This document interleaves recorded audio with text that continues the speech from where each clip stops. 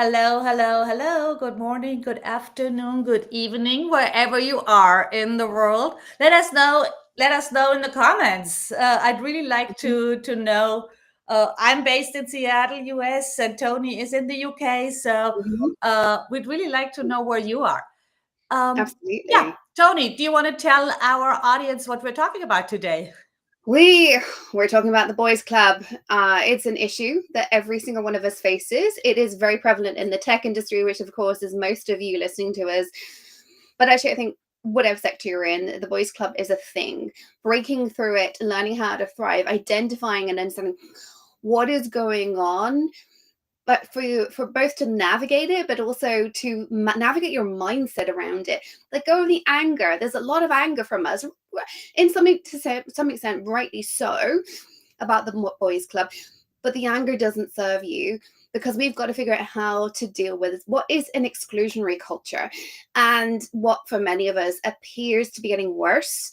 I think we're going to talk a little bit about that too today, and what the realities that Mika and I are seeing. So that's what we're talking about: breaking through the barriers of the boys' club, breaking through and Yes, hopefully thriving. thriving. Exactly, exactly. Mhm. While Yeah. we're waiting for people to join, Mika, I would love to know, why is this topic important to you personally? Like, where has this come up for you in the past? You know, for me, I've realized relatively late that I grew up as surrounded by the old boys club. Yeah. And so my dad, my uncle, everybody, that was really the old boys club. That was the network that worked. That actually, on the positive side, has taught me how to network. Yeah. Right? Because I thought that was normal. And I was an only child. So I thought this is how people do it. They hmm call others and say, "Hey, this is what I'm thinking." I thought it was normal. So on the one hand, it gave me a leg up Yeah. that I learned from the inside, so to speak, hmm how it works in the boys' club. Then again, I think for many years I underestimated how much even being a token woman who has the leg up because she knows how it works is still the odd Yeah. one out. Yeah. And I think this is the thing. I think many of us, we figure out levels of the boys' club as we go. Yep. And but there's always, if you're one of a small group of people, and by the way, this applies to men being in a female dominated industry. Like, Yeah. the Yes. classic is any form of teaching is often female dominated, except in higher education. Yeah. Certain And certain aspects of healthcare yeah, and and then men are care. actually included, because there is this Yeah. innate need in us as humans. I'm not justifying this, by the way. I'm not justifying the boys' club, but I'm explaining it to you all. There is innate need in humans to fit in. And it's a lot easier to fit in if you are like the people around you. So if you are a white man in a white male group, or you are, just pick the opposite, a black woman. But if you're in a black female group, you will feel more included, more able to navigate it. You will lift each other up. The problem is, the workplace, and particularly the tech workplace, is dominated by by people that are white and by people that are male or identify as male. And therefore, there is just a barrier. And that's where the boys' club culture thrives. There is then Mhm. an additional layer to the boys' club, which is historic, which I think we're going to come to in a minute, which makes it more complicated. There is still men's clubs that are hundreds of years old that refuse to admit women. Yep. Yep. Now, what's going on there? Like, how is that helping society? Is an interesting question. Yeah, I remember just like this big issue. Like it wasn't like 30 years back, about should all Rotary clubs be forced to admit women. Yeah. In the US they had long done that, but in Europe, no. Mhm. So those things, they have a long tradition, and of course, yeah. So there Mhm. are many men's clubs that were very hesitant Yes. or have Still. still not admitted women. And I am not sure if having women's clubs is the best solution to Yes, overcome that exactly. problem. I feel very uncomfortable with the rising growth of I mean, I run a female group of women for women coaching, right? As a safe space. But I Right. would not want to have a clubhouse that is exclusively female, because part of it is networking. But this brings us to, what is the Yeah. boys club culture? Yeah. How is it different from any other just group of people that are similar? And there is a difference, partly historical. And this is where we fall out. Now, early on in my career, I think, like many young women, were like, this doesn't exist anymore. Like, that was something an older Someone burned generation. the brass for us. Now we're done, right? Yeah. And That's then you get to mid 30s and you start looking around thinking, I'm just not getting the information. I'm not getting the opportunities. I know I'm decent. So what is going on? And for me, one of the things that really highlighted to me was hearing a male colleague tell me about something he learned by overhearing a conversation by senior directors in the changing rooms for the gym. bathrooms, changing Yeah, rooms. right. And Mhm. it's just stuff like that. And so that's not obviously the boys club, but the men were getting ahead because of what was happening in male spaces. And I think today's boys club is therefore subtly different from what we've seen in historical TV dramas, what our parents have told us. Is not as malicious as it used to be, but it does still allow a certain kind of behavior. It does still promote a certain group of people. And I think unconsciously, maybe I'm so naive, I like to think the best of people, but I don't believe most of it is deliberate anymore. There are some assholes out there, excuse my language, listeners, but there are some Fine. who Yeah. will No point in putting lipstick on the pig. there are some people out there, but they're few and far between, who are doing it deliberately. Right? I think the majority of it is unconscious behavior. Yeah. The problem is it's a culture of lifting the people up that are like Yeah. us. Our unconscious bias kicks in and we say, we But like the people that are like me. and We hire people like us. may I add to that unconscious Mhm. bias thing in male spaces? So don't, I mean, maybe your company doesn't have a gym or whatever, or they have all gender bathrooms, whatever.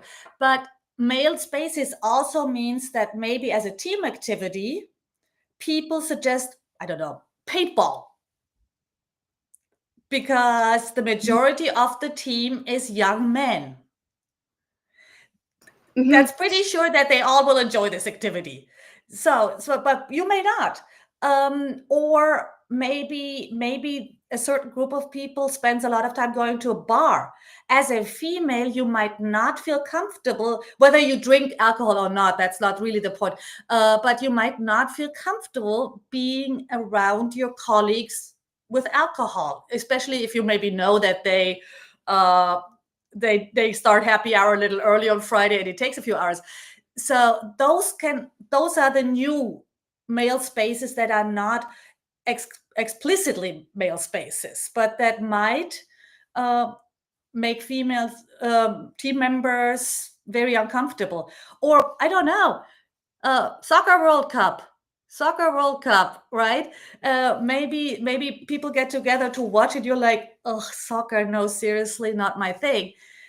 That's a question. Should you go or not? And I think we've talked about that before, but I wanted to mention that again. Um, it's not only spaces that are called male spaces. So where do we go from there when a woman feels uncomfortable in those spaces and situations? I think the next question is, what are the symptoms? Can you dig into the symptoms of what it feels like to unconsciously be in an all boys club situation and not getting ahead? What does that look like? So I think a lot of it is what we've seen, what we've discussed so often is the proof over promise. Um, that is one of the clearest indicators. If someone always, it's okay to deliver proof for what you have achieved. If everybody has to do it, but how often have we heard this thing that someone who joined the team a year or two later and has not done anything more visible, greater, gets the promotion first? We've all heard that a lot because I don't know, because the reporting manager just connects better to that person, and they see themselves, their younger selves in them, again, most likely not deliberately. but it just helps. So that's one. Proof of a promise is a big one. Then the exclusion, that someone doesn't even ask you if you want to participate in a certain activity. Let's say you're a mom and there's some Friday night weekend activity, whatever. Even if you have childcare during the week, they might just say, like, of course, she has a family, she's not coming for a Saturday activity, whatever it might be, retreat, whatever. I mean, I had a boss once who decided it'd be really good for everybody in the company to celebrate a big win we had. Like everybody taking a weekend together to go whitewater rafting, my idea of hell for starters. But it was also a weekend. Yeah. And, you know, for those of us who have family commitments, it's just like, it was expected as a senior leader in that company that I would participate.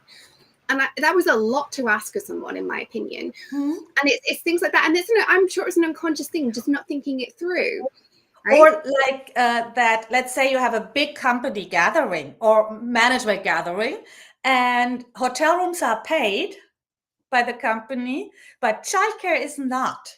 Yes, right? Classic. And childcare, I mean, if you are in a big city, and actually the conference is in your city because you are at HQ, but still, this will cost you a lot. Yeah. Or it will be hard to do. And those things are just those little things. Like, that's a little thing. No, it's not for the person who I think has to deal with it. One of the other things, because this is all about symptoms that might be going on and potentially you are okay with, or maybe you're not a parent and therefore childcare not such an issue, taking weekends not such an issue. I think one of the things I see in some of the women that come to me when I can tell they've been in a boys club is they are not authentic. They're often burning out. And when we dig into causes of burnout, there's so many causes of burnout, but the particular group that's got this problem, they are dreading social interactions. They are showing up not as themselves. They're playing a particular role to fit in. Code switching.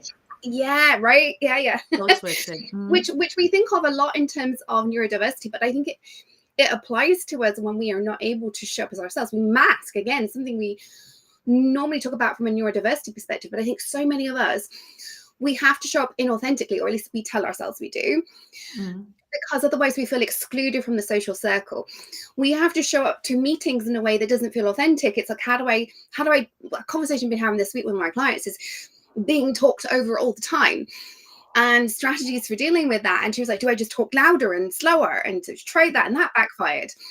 And it's just this constant cost of being different and not being welcomed into conversations, even when you're in the room. There's this cost to it, and we start showing up differently. So we start emulating the men, we start becoming more masculine, and there's a huge cost to that in our emotional welfare.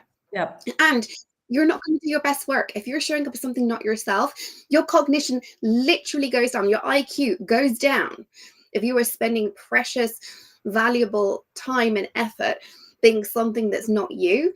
You will do less good work. And so we don't want this. No, because if you don't buy into who you are, how should others? Right? When you show up inauthentically, and the code switching is necessary to a certain extent, maybe. That depends. I don't know, But it's tricky. It's tricky how it feels. I mean, certainly if you are bicultural, for instance, there is an element of code switching that is natural to you, as it is for me, right? So I think that is not necessarily a bad thing, or that doesn't make you inauthentic, because just language is culture. You express yourself differently. You have different gestures, potentially all these things. That, I think, is the code switching that's perfectly okay. But when you feel inauthentic, you don't give yourself credit for who you are, and the other will pick up on it. Yes, 100%. There will, and it's people pick up on it, and you aren't actually fitting in as well as you think you might be by emulating the men around you. And I think this is the bit where when we started at the beginning and talking about how to move for thriving, this is the conversation we need to be having. What can we do if we find out that we feel we're being excluded. We're not involved in key decisions. We're not involved in key conversations. We're maybe not getting promoted. There's something off. What can we do that's authentic to us? And authenticity is a whole other conversation, by the way. Like, what does it mean to be authentic? Because I will say to my clients, authenticity doesn't mean you're not uncomfortable. You can be authentically uncomfortable. And it also doesn't need to mean bring your whole self to work. Yeah, and that's another thing. We need to do a conversation about authenticity and bringing your whole self to work, because we've not talked about that for a while. In a long time. Yeah, let's do that again. Yeah. So, Mika, what are some top tips from you for breaking through this bro culture? So, I mean, my top tip is the same as for most things. Build relationships. And I know that that is a lot harder for introverts than for extroverts. I absolutely acknowledge that. But you, even as an introvert, you can do it. So for me, it's actually fun to meet new people and to build relationships and just like connect, have a one-on-one. But I'm not saying you need to go to happy hours every night. That's absolutely not what I'm saying. I'm saying take the time to start with the people that you feel most drawn to anyway, because they are there, right? People, and have conversations, have little conversations, build relationships. And at that point, there's a thing where you could say, you know what? I don't know why I wasn't included in that. You were. Can we talk about that? And if you have a bit of a relationship with that person, they will not feel attacked. It's probably maybe also not the person who started the discussion or the email thread, because that's harder. That's a harder conversation. But just little steps, baby steps. And I, on my to-do list, I have a running list of people I want to check in with. Right. And I mean, move it forward from week to week, but I tick a few boxes and I put a few new names on it. And I'm not as structured about this as some people are, because I enjoy it and it'll work out for me. But if you are struggling with this, have a structured approach, like your own personal CRM, right? Absolutely. I mean, I have, but colleague relationship management. Colleague, and this is CRM. It just, what does the C stand for? But colleague, collaboration. I have a spreadsheet for exactly this. Nothing fancy, but it is like who I contact. When was the last time I contacted them? What did we discuss? Just a few notes, because I have so many people in my network. Honestly, my brain does a pretty good job, but I forget things. So I give myself grace, and I will just pop it in at this spreadsheet. And it also gives me prompts for like, who haven't I reached out to for a while? The key thing here, in my opinion, whether it's your network or your colleagues or whatever, is the mantra I have: be the solutions person, not the problem person. Be the person that makes their lives better and build that connection, build that rapport, build that respect. And then when you feel like that didn't go to plan, you've got somebody who really respects you on a one-on-one level, and you can go, what just happened in that conversation? I was, I felt like I was sidelined. Can you give me your take on it? If you can have that reputation of making their lives easier, which is just good for your career, by the way, ladies, then they are going to move heaven and earth to help you in that situation, which might be giving you a different take on it. And it's so easy for us to feel constantly bombarded by negativity. Give you a different take. But also, if they then go, actually, that was off, being the person who is going to anchor you and stand up for you in the future. And two things I wanted to really stress about relationship building. You mentioned them. I just, so I don't know, with all the ADHD, I can remember the weirdest little facts about people. Especially if I see their face, I basically know exactly what was going on, what we've talked about in the past. If that is not you, I mean, I forget a lot of more important things, but this is the thing that helps. That helps a lot with relationship building. So write down people's birthdays, and if you have that little, I mean, because I just reach out. Doesn't mean that we have to have a big conversation, but just like happy birthday in an email or a text instead of on LinkedIn. I think it goes a long way, and also like you said with your spreadsheet, write down Okay, we talked about this. They mentioned that their dog was sick. Mm-hmm. Yes, exactly. It's just little things like that. And one good way to, just a very simple way to provide value to people, you send them articles about their interest. Super Yes. easy, just like, hey, made me think of you, maybe you're interested. Super easy, quick way to strengthen that bond. But even with your colleagues and your team, and I do think with the bro culture, you also need to work on your team. You need to work downwards, sideways, and upwards. And I think we often forget the downwards when we're tackling the bro culture. I actually, with my team, and my team might be horrified by this, but I have a terrible memory. It is not my strong suit. There's a reason I'm a physicist. I can do everything by logic. Right? I'm terrible at remembering stuff. So if my team tells me something that's going on in their lives, even though I have a weekly one-on-one with them, I will write it down, because I know I will not have that top of mind, not because I don't care, just because I don't remember. Right. It isn't that I don't care. I care deeply. And if you're that kind of person, don't make it wrong that you need to write this down. Also, if you know somebody who does this, don't make it wrong. No, it's fine. Yeah. Some of us are just less good at remembering stuff than others. And it goes such a long way building relationships, and the relationships downwards are probably the most important ones, because if your boss is considering promoting you, due diligence should include not just talking to your peers, but talking to your directs and saying, how happy are you? How good is your boss as a leader? They're not going to come out quite like that and ask that question, but they're going to be testing, how good are you at managing that team? They can see results, but we know results aren't everything. And they will be asking. So make sure you have a really, really strong relationship with your team as well. Inoculate one group I would like to add, especially in companies with more traditional hierarchies, the gatekeepers. Yeah. Do you want to explain who the gatekeepers are and how we can spot them? So the gatekeepers are the people who basically have control over VPs or directors or someone's calendar. So they can get you in or out. And it might not be a VP. It depends on what the structure in your company is. But traditional companies certainly have a lot of gatekeepers. Flatter hierarchies have fewer, but they're still there. They might be executive assistants. They might be chief of staffs.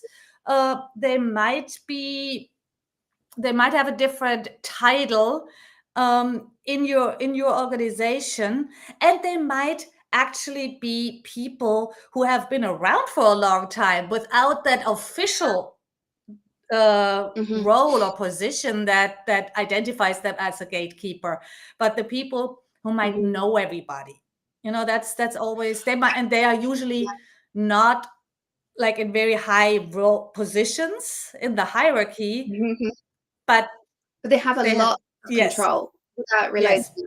One of the ways this comes about a little bit more subtly is a second in command. I talk to my clients a lot, like if they haven't got a chief of staff, that maybe identify somebody who is their second in command, the person they can rely on the most to step in when they're off sick, when they just are overwhelmed. And one of the ways of training such a person is to basically delegate a lot to them and see how they cope, give them coaching around that. And so those people have an awful lot of control simply because they are being trained as a second in command. And, I think even if you've not got executive assistants and chiefs of staff, those people should exist, simply because once you get to the VP level in particular, but even senior director, I would say you can't necessarily cope with all the workload yourself. And therefore, those people will become a thing. They will just be a job title similar to everybody else under the individual you're trying to get, but they have more control. And so watch out for those as well. A lot more subtle than a traditional gatekeeper, like an executive assistant or a chief of staff. But I encourage my clients to find such a person, train such a person, rely on them, build that relationship, because it becomes invaluable to you as a leader. So they exist. And they know a lot more, and they have a lot more control, even if it's not formalized. Yes. So those should definitely be on your list. What else? What else can we recommend besides the relationship building? What do you think? I think the next one is seeking mentors and advocates and allies, right? Which we talk about all the time as women. And this, comes from the relationship. But the next step is to get yourself people in your organization that you can go to and say, hey, this happened. Can I get your take on it? Don't go in with, this is what I feel attacked, I feel harmed, or anything. But go and get a different take, because I think it's so easy for us to feel attacked when it's not always true. And I know why, because our entire lives we feel attacked. Our adrenal gland is like firing all the time.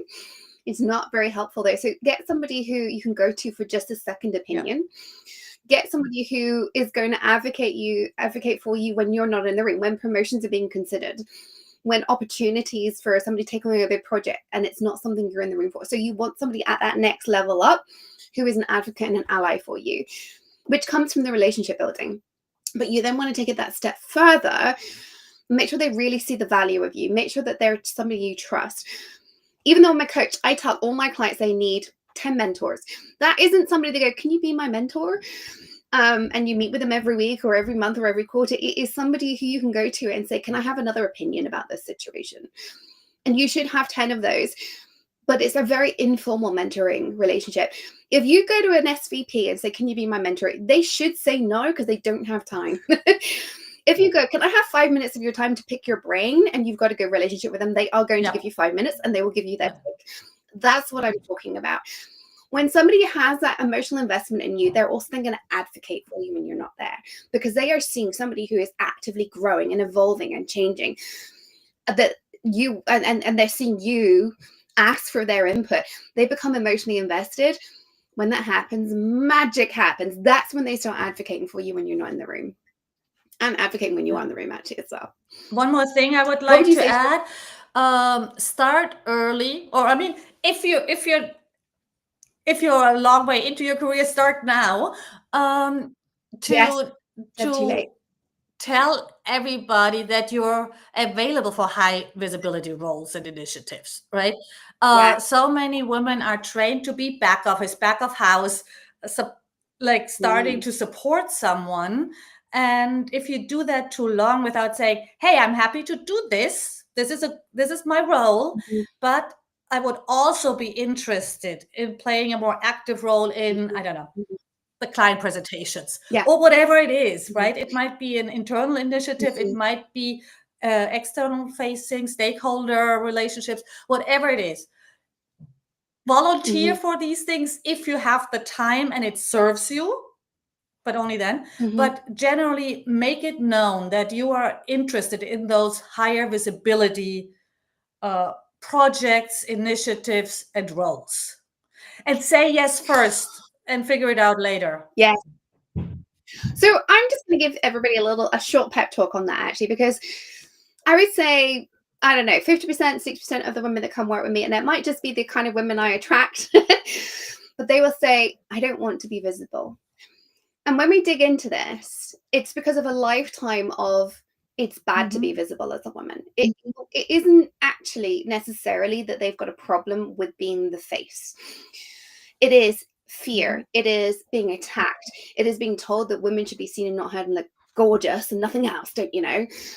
It is a lifetime of indoctrination. And actually, when we break through that and I get them to be visible, they're like, actually, that wasn't that bad. And actually, I kind of I got more done. They might not like it per se, but there's nothing wrong with it. And we all have parts of our job which we don't love. But that doesn't mean there aren't things that we do and we're good at.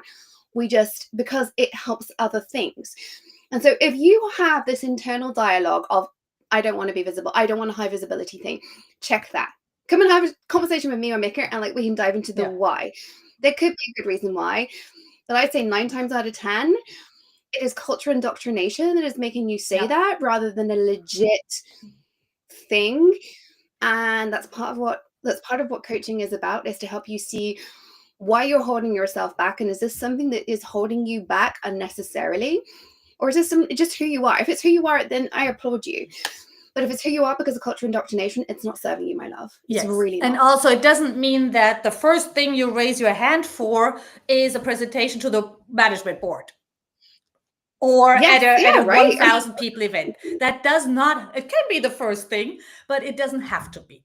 It can start with telling yourself, every team meeting, I will say one thing.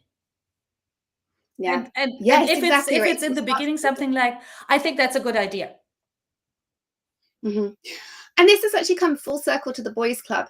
Part of what's going on with the bro culture is an oppression of women over generations that has manifested with us as women. Our entire lives are, quite often as toddlers, we're bright, we're sparky, we're just loud as little girls, right? And then society says, no, shut up, be quiet, women. Don't do that. By the time you are a late teenager, you might be loud in some circles, but then you're quiet in others because you've learned that that's how it doesn't hurt. And I think when we then have to undo that when we're older, our entire society is saying women be quiet, men be loud, and that's okay. We've got to just redo that. So this is you also addressing the bro culture here. If you can step out of your comfort zone and go, why am I being quiet? Why am I not speaking up? You are addressing that bro culture head on by undoing your entire life of being told that women should be seen and not heard. And by the way, can I just applaud your mug, Mika? What does your mug say? Badass women doing kick-ass shit. It's I feel very like I just thought I'd put this mug out it's the cupboard and now actually, I I should share that eventually, because this is from a political initiative of a former state senator who banned like the use of plastic straws here in Washington State. And she's also done a big documentary about women of color in the House of Representatives and the Senate. So I should share that eventually. I don't have the link ready right now, but Okay. I think we'll end on that note that you just because I think those are good. I think those are really tips people can run with. Yeah. That relationship And we would love building, to. baby steps, saying something, Mhm. leaning a little bit Yeah. into that. You can shuffle out of your comfort zone. You don't have to leap. You can shuffle. Absolutely. I love that shuffle. Mm. Love it. Because we're not done here, ladies. There is a lot that we've discussed here. And what I want you to do now is go and implement that. And let us know how you get on. We want to hear. Because then in 2 weeks' time, we're going to be talking about the confidence, assertiveness, and resilience, the mindset and the skills to then level up again. So we're not done with this bro culture conversation because it's a big conversation.